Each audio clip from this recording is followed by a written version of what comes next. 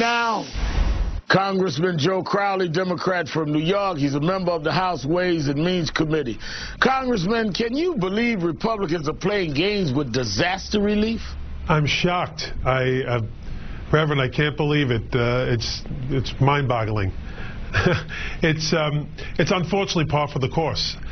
We've seen the Republican Party once again use a deadline, in this case the continuing resolution, to keep government running, and in this case really in such an obnoxious way use the issue of disaster relief and requiring a pay-for disaster relief.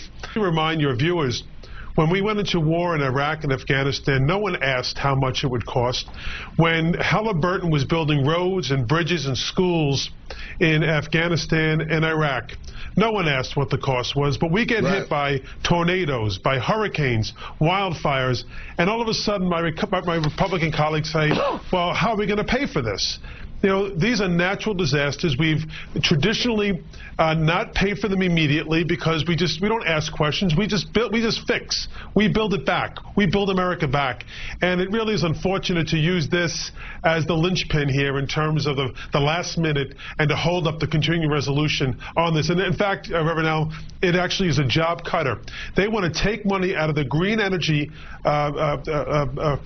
fund that we've created that is actually creating jobs in this country, and they want to shift that to pay for the disaster relief. It just is unconscionable.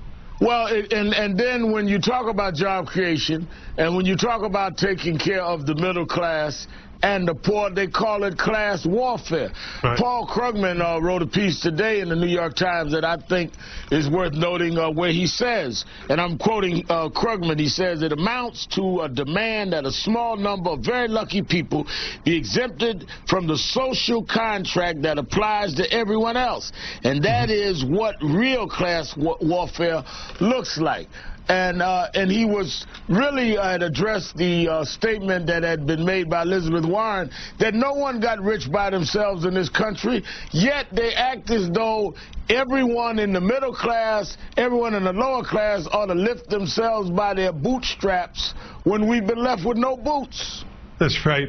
The fact is, Reverend Al, that no country in the world allows for wealth creation like the United States.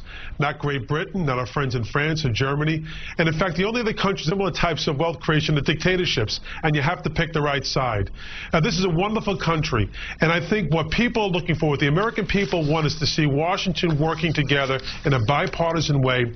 And I don't use the word shared sacrifice. I use the word shared responsibility. We all have a responsibility to contribute to keep this country up in its infrastructure, in its laws, in its structure overall. And that includes paying our fair share. And I think that's where the president so rightfully has done now, is clearly laid the demarcation down.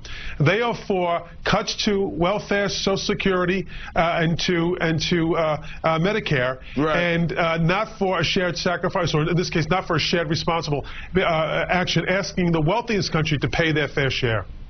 Congressman Joe Crowley, thank you for joining us tonight. Have a great weekend. You too, and I want to wish